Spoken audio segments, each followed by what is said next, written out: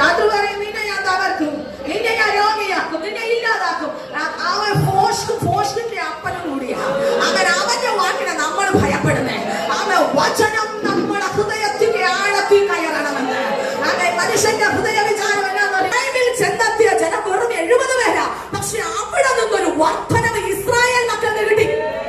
അപ്പൊ ദൈവജനം വർദ്ധിക്കുന്നവരാ. എങ്ങനെയുള്ള വർധന? ആത്മീയ വർധനവുണ്ട്, ആത്മഭൗതിക വർധനവുണ്ട്, ശുശ്രൂഷയിൽ വർധനവുണ്ട്, പ്രാർത്ഥനാനുഭവത്തിൽ വർധനവുണ്ട്, ആരാധനയിൽ വർധനവുണ്ട്, ആത്മീയ തേജസ്സിൽ വർധനവുണ്ടെന്ന്. അവൻ ഒന്നുകൂടി പറയുന്നു, നമ്മുടെ ശോഭ നാൾക്ക് നാൾ കുറയുകയല്ല, അത് വർദ്ധിച്ചു വരുക. ദൈവമക്കൾ അന്യോന്യം നോക്കിയിട്ട് പറ, നമ്മൾ സൗന്ദര്യം ഉണ്ടോ ഇല്ലയോ? ആന്റിമാർ പരസ്പരം നോക്ക്. അവൻ ആന്റിക്കുള്ള സൗന്ദര്യത്തെക്കാൾ അധികം ഇപ്പുറം തോന്നി, ഇപ്പുറമുള്ള സൗന്ദര്യത്തെക്കാൾ അപ്പുറം കാണും. നമ്മളാ പറയുന്നത് എനിക്ക് സൗന്ദര്യം പോരാ പോരാ പോരാ. വചനം സദൃശ്യവാക്യം 31 പറയുന്നൊരു കാര്യമുണ്ട്, ലാവണ്യവും സൗന്ദര്യം ഉള്ളത് വ്യർത്ഥം. ആമേ യഹോവ ഭക്തിയുള്ള സ്ത്രീയോ പ്രശംസിക്കപ്പെടും. അപ്പൊ നിങ്ങൾക്ക് യഹോവ ഭക്തിയുണ്ടോ? നിങ്ങളെല്ലാം ഭയങ്കര ഗ്ലാമറാ. ഇനി ആരും ഗ്ലാമർ ഇല്ലെന്ന് എന്തോ ചെയ്യല്ലേ മോനെ, ഒന്ന് മാറ്റിക്കെടുത്തണം. ഇനി ആരും ഗ്ലാമർ ഇല്ലെന്ന് എന്നാ പറയുന്നത്? പറയരുത്. കാരണം നമ്മുടെ മേൽ ഉദിച്ചു നിൽക്കുന്ന നീതി സൂര്യനായ ക്രിസ്തുവാണ്. നമ്മളെ സൗന്ദര്യം ഇല്ലെന്ന് പറഞ്ഞാൽ ക്രിസ്തുവിന് സൗന്ദര്യം ഇല്ലെന്ന്. നമ്മുടെ മേൽ എന്താ ഉദിച്ചിരിക്കുന്നത്? ക്രിസ്തുവാ. അപ്പൊ ക്രിസ്തുവിന്റെ തേജസ് നമ്മുടെ മേലുണ്ട്. അതുകൊണ്ട് നമുക്ക് കുട്ടിയും വേണ്ട, പാട്ടിയും വേണ്ട. പാട്ട് വേണം, അത് നമ്മുടെ അമ്മച്ചിയാ. കുട്ടി വേണ്ടെന്ന്. അപ്പൊ അയ്യോ എനിക്ക് ഗ്ലാമർ ഇല്ല. എന്റെ കുഞ്ഞുങ്ങളെ, അത് നിങ്ങളെ പോലെ സൗന്ദര്യമുള്ളവർ പോട്ടെ, നമ്മളെ പോലെ സൗന്ദര്യമുള്ള ഈ ലോകത്തില്ലെന്ന്. കാരണം എന്താണെന്നറിയാമോ? നമ്മൾ തേജോമനായ ക്രിസ്തുവിനെ വഹിക്കുന്നവരാണ്. അപ്പൊ തലമുറയെ കൊന്നുകളയാൻ ആകെ ശത്രു പദ്ധതി കിട്ടു. ഇവർ വർദ്ധിച്ചു വരുവാണ്.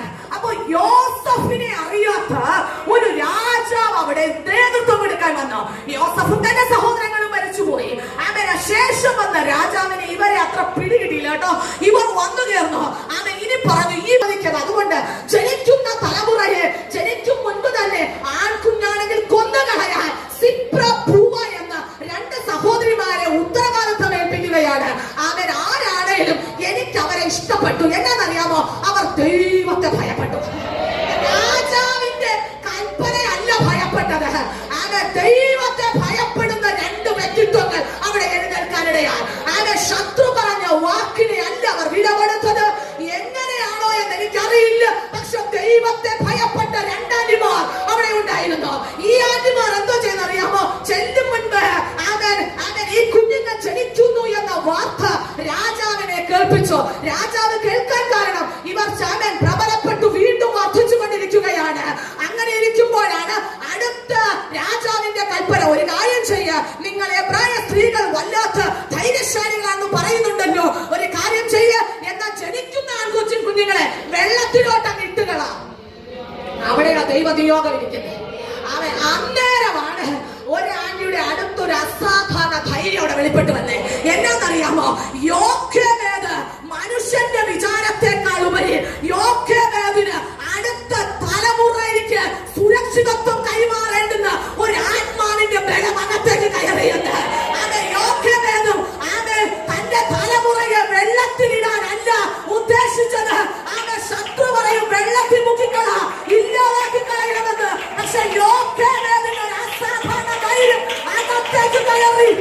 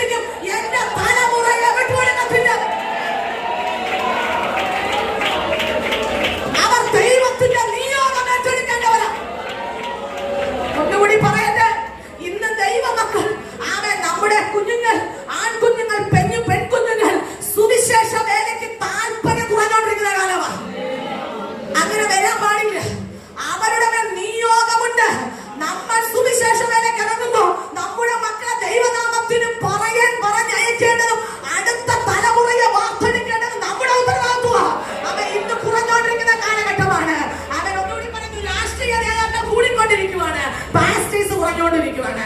കഴിഞ്ഞ ദിവസം ഒരു വാണ്ടറ്റ് പാസ്റ്റേഴ്സിനെ ആവശ്യമുണ്ടെന്ന്. അയ്യോ, ആമേ, പാസ്റ്റേഴ്സ് കുറഞ്ഞോണ്ടിരിക്കുവാണ്, ദൈവ മക്കൾ കുറഞ്ഞോണ്ടിരിക്കുകയാണ്. വിലയില്ലാതെ നിൽക്കുന്ന ഒരു കാലഘട്ടം. ഞാൻ ഇന്ന് ഫലം പറയുന്നു.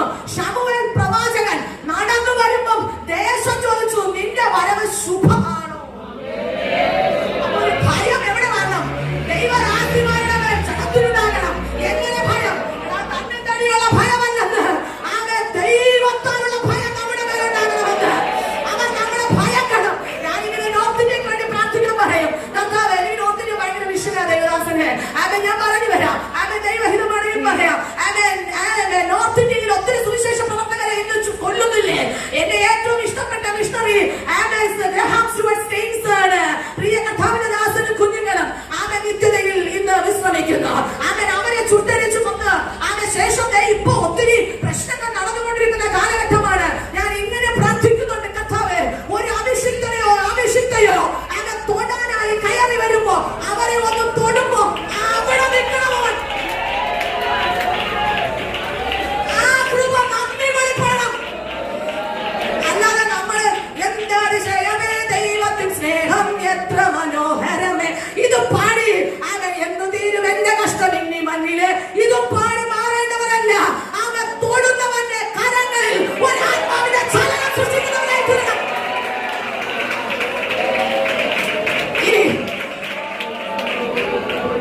എങ്ങനെ ചലനം വരണം? അപ്പൊ അവൻ മനസ്സ് തിരിഞ്ഞ് മാനസാന്തരപ്പെടണം. ഈ ഒരു ആത്മാവിന്റെ വിഷൻ നമ്മുടെ അകത്തുണ്ടെങ്കിൽ മനുഷ്യന്റെ വിചാരമല്ല, ദൈവത്തിന്റെ പദ്ധതി നമ്മുടെ തലമേൽ കിടക്കുകയാണ്. ഈ അമ്മ, ഈ പ്രിയ മാതാവ് ഒക്കെ തന്റെ മകനെ സൂക്ഷിച്ചു വെച്ചു. അവൻ ഫറവോൻ ശക്തി വിചാരിച്ചത് ഇപ്പം കൊന്നുകളയാമെന്ന, പക്ഷെ കൊല്ലാനല്ല ദൈവത്തിന്റെ പദ്ധതി. അവൻ അഹരോൻ ജനിച്ചപ്പം, മിരിയാം ജനിച്ചപ്പം ഇല്ലാത്ത പ്രതികൂലം മോശക്കുഞ്ഞേ, മോശേ, നീ ജനിച്ചപ്പം ഉണ്ടായെങ്കിൽ ഒറ്റ കാരണമേ ഉള്ളൂ.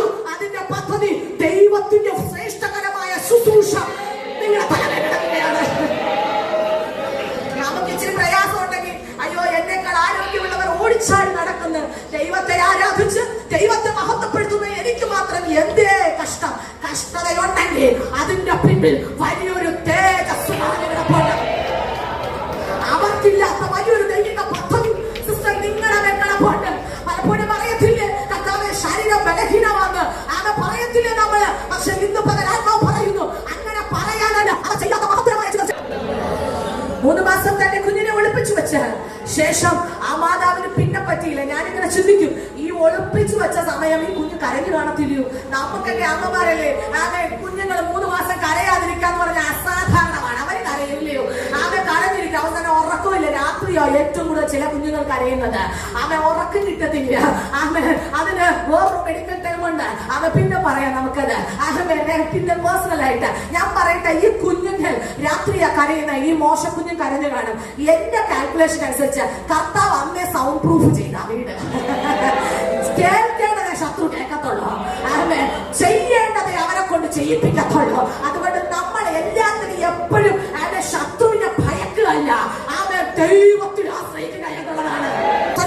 ആ തലമുറ വെച്ചിട്ട് അവൻ പെട്ടകം പണിയേ, എന്നിട്ട് ദൈവത്തിന്റെ ജീവജലത്തിന്റെ നദിയായ ദൈവ സ്നേഹത്തിന്റെ അടുക്കലേക്ക് കുഞ്ഞിനെ കൊണ്ടുവയ്ക്ക. എന്നിട്ട് പറ, കർത്താവേ, അന്ന് ദൂതന്മാർ വഹിച്ച് അവൻ വളരേണ്ടത് വളർന്ന്, അഭ്യസിക്കേണ്ടത് അഭ്യസിപ്പിച്ച്, കർത്താവ് സൂക്ഷിക്കേണ്ടത് സൂക്ഷിച്ച്, തക്ക സമയമാകുമ്പോ ദൈവ നിയോഗത്തോടെ ദേശത്തിൽ, രാജ്യങ്ങളിൽ, പട്ടണങ്ങളിൽ, ഗ്രാമങ്ങളിൽ അയക്കണമേ.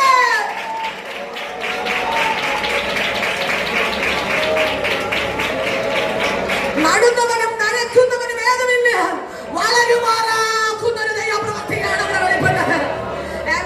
ജീവജലത്തിന്റെ നദി, അതെ, ആ വൃക്ഷത്തിന്റെ അടുക്കൽ നമ്മളൊരു പ്രാർത്ഥനയാകുന്ന ഒരു പെട്ടി അങ്ങോട്ട് നിർമ്മിക്കുക.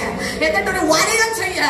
ദുഷ്ടൻ കാണാതെ മിനിയാ നോക്കുന്നത് പോലെ കാട്ടുമൃഗങ്ങൾ എന്തെങ്കിലും വന്ന് പിടിച്ചോണ്ട് പോകുമെന്നുള്ളത് ഭയം വേണ്ട. നിങ്ങൾ പ്രാർത്ഥിച്ചൊരു സുരക്ഷാ പെട്ടകമുണ്ടാക്കുക.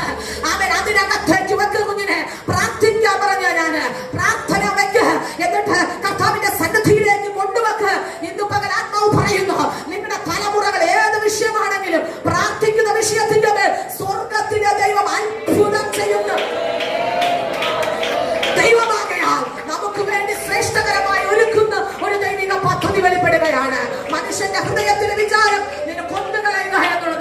പക്ഷെ ദൈവത്തിന്റെ പദ്ധതിയിൽ അവൻ കൊന്നുകളയല്ല.